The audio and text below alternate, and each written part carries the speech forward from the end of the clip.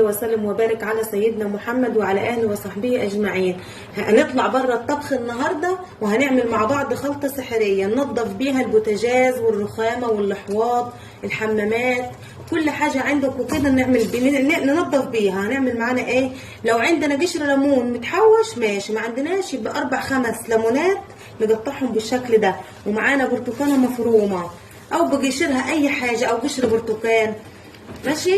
هنسيبهم شويه على النار في لتر من الميه بس كده. حلوه الكميه كده، يبقى نص لتر ميه ماشي. هيغلوا شويه لحد الليمون ويتهرى كده اهوت ونعرف نضربه في الخلاط، وبعد كده هننزل عليهم بكوبايه معلقتين بيكنج صودا اللي هي كربونات، و3 معالق ملح ليمون، وكوبايه خل. بس مش هنحط الحاجات دي دلوقتي غير لما الايه ده يغلي شويه كده على النار، وهوريكم نعمل ايه بعدين. بعد ما غلى الخليط بالشكل ده، البرتقال مع الليمون مع نص لتر ميه ضربته في الخلاط ماشي، ومش لازم نصفيه، ضربته في الخلاط وبقى كويس. هننزل عليه بيكنج صودا، وهننزل عليه ملح ليمون معلقتين ومعلقتين، وحوالي نص كوبايه خل. شوف بيفور ازاي. وفر معانا شويه عشان كان لسه سخن، وهدي تاني. هنكمل بقيه شويه الخل، وبعد كده هنحط اي نوع بريل عندكم، بريل او صابون سائل. حتى التلاجات تلمعوا بيها، تاخدوا منه وتلمعوا، والمراوح حتى الريموت بتاع التلفزيون تبلوا مثلا منديل تبلبلوه كده او فوطه مطبخ وتحصروها جامد وتلمعوا به الاجهزه برضه، والشفاط بتاع المطبخ اي حاجه. هنجيب عبوه بالشكل ده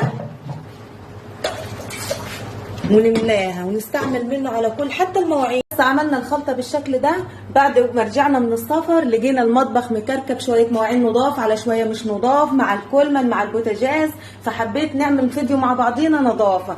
ده نبدا بسم الله. هنبدا بالكولمن شويه خلطه من ده، وبالذات الحنفيه بتاع الكولمن عشان كل ايد بتمسكها طبعا انتوا عارفين. هنسيبه شويه بالخلطه دي لما نبدا ننظف البوتاجاز وننظف الرخامه، وبعد كده نغسل المواعين ونحطها في الصف عليها. فهنبدا الاول بالبوتاجاز، حته سلك كبيره مع ده.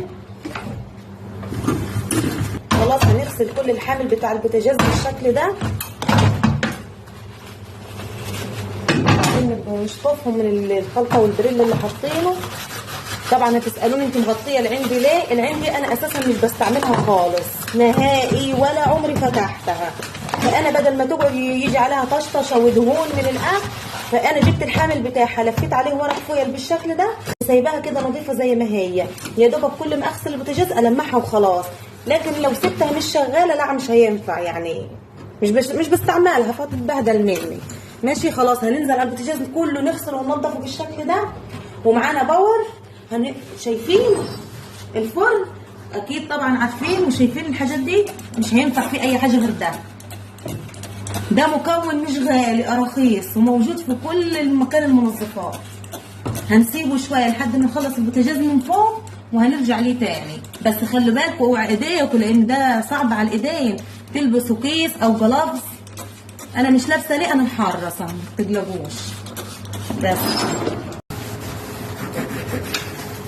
وخلاص كده اهوت. شايفين يعني بيطلع بسهوله، مش بيلزق ولا حاجه.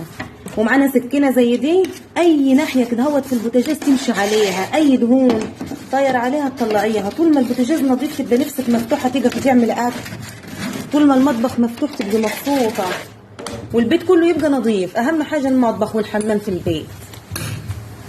وعلى فكره المكون ده تمسحي بيه الثلاجه، تمسحي بيه اي حاجه عندكم فيها دهون تستعملوه.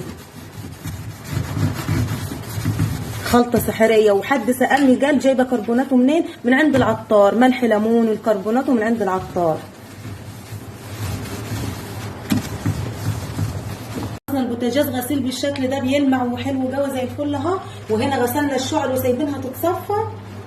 بس ايه اهم حاجه المفاتيح بتاع البوتاجاز دي، الاوكره دي لازم تغسلوها وتركزوا فيها، لان بيبقى ايدينا مدهنه ونمسكها. هنغسل الفرن بالشكل ده وننضفه. شايفين الدهون. ان شاء الله الخلطه دي هتعجبكم وهتعتمدوها عندكم وتنظفوا بيها كل الاجهزه بتاعتكم. غسلنا البوتاجاز وغسلنا المواعين وحطيناها على الرخامه الصفه وبعدين نرصها مكانها والحمد لله يعني. وهنا حطيت فوط المطبخ كلها شويه ميه في حله كده، حطيت عليها كلور واريال تنقع عشان اغسلهم. وهنا معانا حله فيها ميه. خلاص خلصنا كل النظافه، هنمسح المطبخ، هنكب ميه بالشكل ده وننضفه. انا طبعا ما ينفعش اوطي قدام الكاميرا. والسلام عليكم ورحمه الله وبركاته. ما تنسونيش في دعوه حلوه من قلوبكم ولايك وشير وسبسكرايب، والسلام عليكم ورحمه الله وبركاته.